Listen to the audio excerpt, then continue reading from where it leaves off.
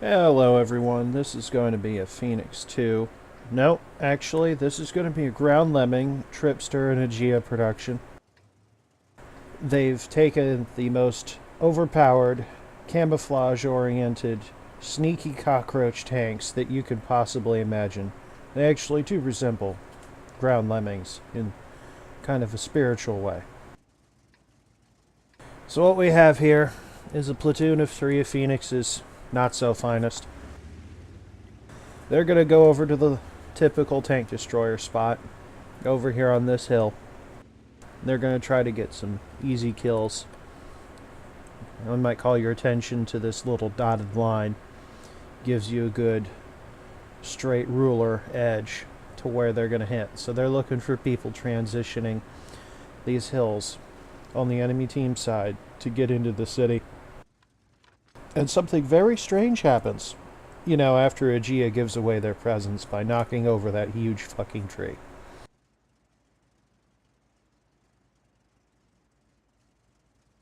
And nothing. And nothing.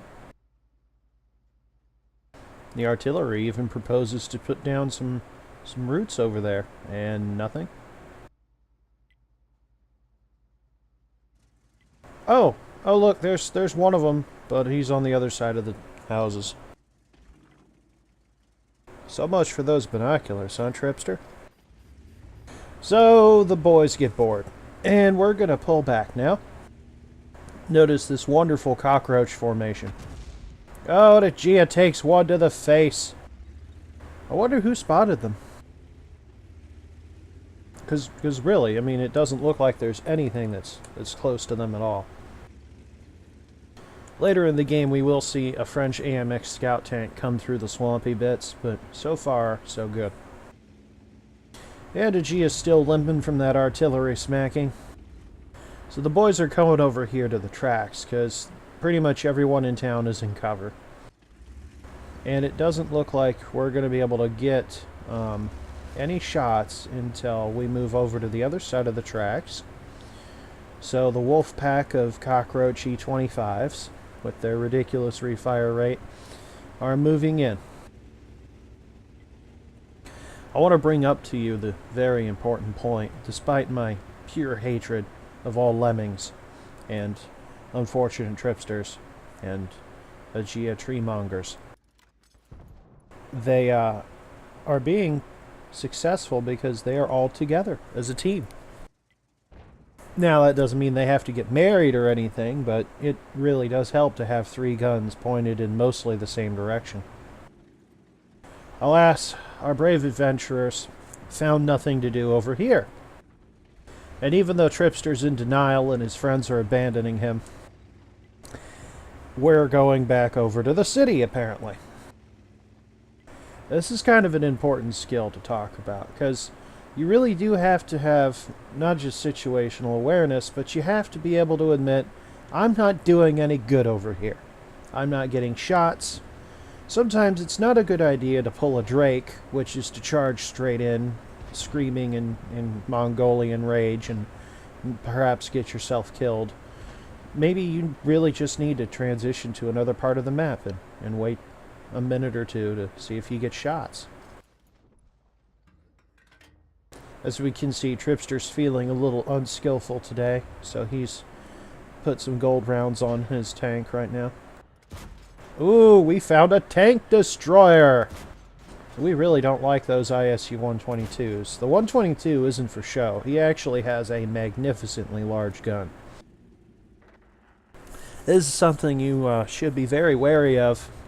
If you see any vehicles of the Soviet line that say ISU, you need to prepare to die, because there is an ISU 152 in this game instead of this 122. 152 literally means his cannon is a 152, and it does like 700 damage. It is absolutely ridiculous. Sometimes they even roll higher. So if you spot them, you kill them, like our brave adventurers here in the E25 super tanks have. Or so should I say the super cockroaches. So, Groundlemming and Agjea appear to have found a great little bush area. And we've moved on because they only got that one tank.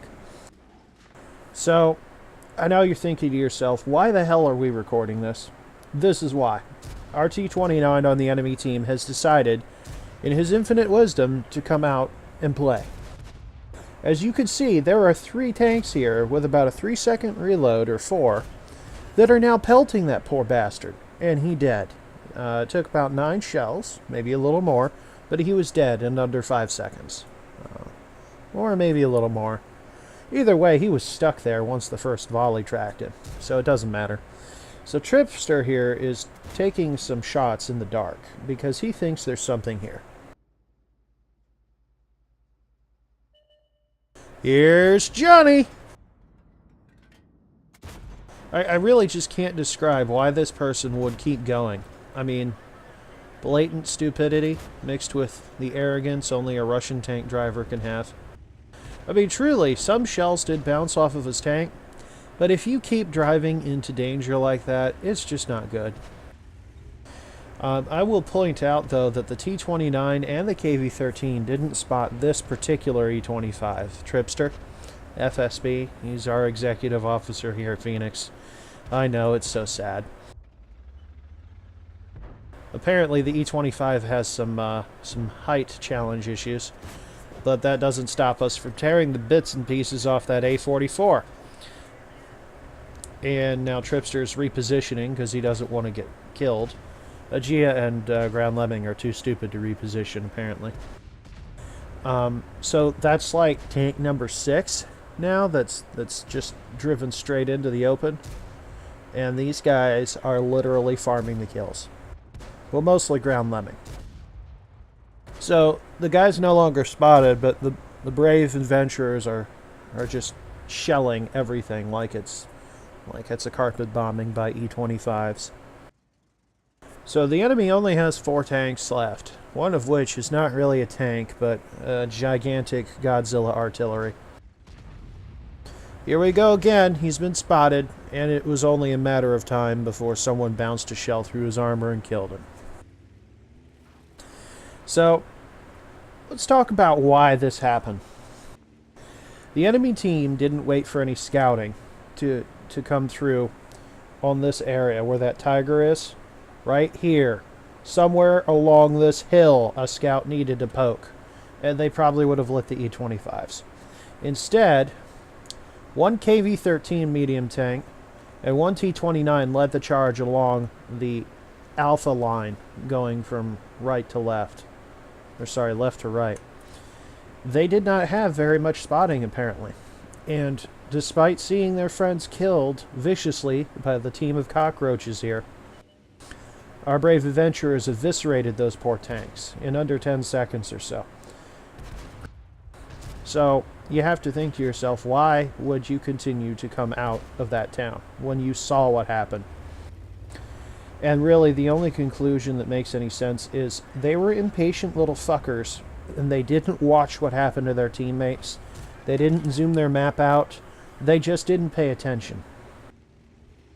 Congratulations on Groundlemming for his Top Gun. And that's a PHX2 Cockroach production.